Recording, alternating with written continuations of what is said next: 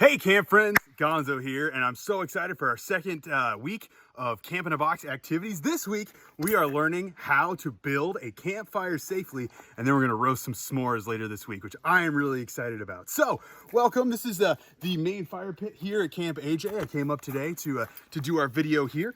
I'm really excited to build a fire. I'm excited about teaching you how to build a fire. So, the first thing that you're gonna need to be able to learn how to do fire building is your handy dandy fire building instructions from your Camp in a Box. If you didn't get a Camp in a Box, you can find these instructions on our Facebook page in the album called Camp in a Box. Before we get started, we want to go over some safety rules so that you understand exactly how to be able to build a fire safely. First, I want to go over the number one rule of fire building, and that is do not light a fire unless you have a grown-up with you. Let me say that again.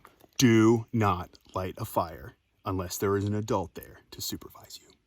Number one rule, because we don't want you to be hurt, and grown-ups are there to help you make sure that you don't get hurt. Number one rule at camp is safety. As you can see, I'm the only one here. There are no adults here with me today at camp, so unfortunately I will not be able to light a fire, but I can teach you how to build the fire, and then you can have the adult light the fire. So let's get started. The first thing that you need to be able to build a safe fire, not the most important, clearly you need wood and fire to build a fire, but the first thing that you need to be able to build a safe fire is a fire ring. So if you don't have one at your house, that's okay. Let me teach you a couple of things that you need to be able to do it. First, you need to find a nice flat level part of the ground, and you want to make sure that there's no trees or branches over your head that the fire can catch on fire. As you can see, I am right in the sun. There are no tree branches above where our fire pit is, so this is a good location for a fire pit. The second thing you need is something to contain the fire. So our fire pit here, we just got some rocks from around the fire pit area and made a big ring like this here. And as you can see, there's some old burned wood in here. That's okay if you want to build your fire on top of that, but you can also shovel out those ashes if you want. The next thing that you need is a bucket of water and a shovel. Now, I know what you're saying, Gonzo, this shovel is not very big, but this is just for example.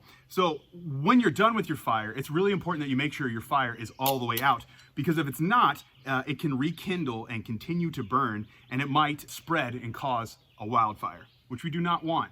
When you're done with your fire, you want to make sure that you pour enough water on it that it stops steaming, and then you take your shovel and you mix around the ashes, make sure there's no extra embers. If you see more embers, go get more water, because the important thing is to make sure the fire is all the way out before you leave it, and you never leave a fire unattended. Also, you don't have to have a homemade fire pit like this. You can buy a little bowl at the store, or you can use a part of a metal barrel. It doesn't matter as long as you have something to contain the fire. Once you have all those things in place, the next thing you need is your wood to be able to make the fire. So there are three different classifications or types of wood that you need to be able to build a fire. The first is the smallest, and it's called tinder. So this is an example of tinder. It's real small wood shavings. These are super curly. I can break them easily. You can use other things, like if you can find an old dry bird's nest that maybe fell on the ground, or you can use newspaper, that's okay, or you can use dryer lint. From your dryer, you know, that you clean out after you use your dryer.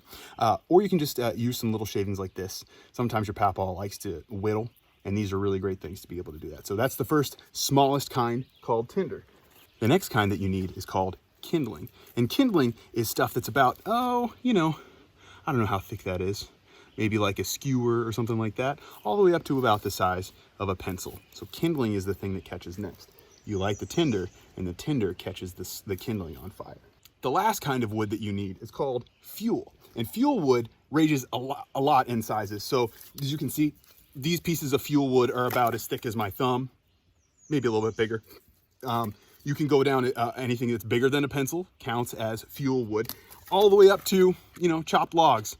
That's all fuel. So fire starts small and gets bigger as it grows. You light the tinder, and the tinder catches, and as it gets bigger and bigger, it lights the next biggest thing, which is the kindling, and the kindling catches fire and it gets bigger and bigger, and then it lights the smaller fuel wood like this size, and it gets bigger and bigger, and then it catches the bigger pieces of fuel wood, and eventually you have a fire that's burning. And once the fire is burning well, then you can add the bigger pieces of wood. You can do this big. You can put whole logs on there if you want. Just have to kind of pay attention and realize, how long do you want your fire to burn? if you don't want your fire to burn for a super long time, do not put a huge piece of log on there.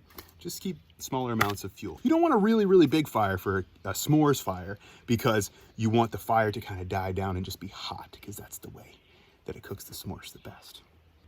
Now, we have 3 examples of different ways that you can build a campfire before you light it. So, click down below, you can click the first link, and that will teach you how to build a teepee fire.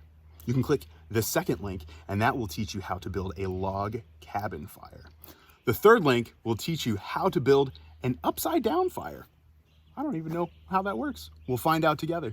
And then also down below, you can click a link to learn how to roast your s'mores over a fire, or if you really just don't have a pit or a place to be able to build a fire, that's okay too.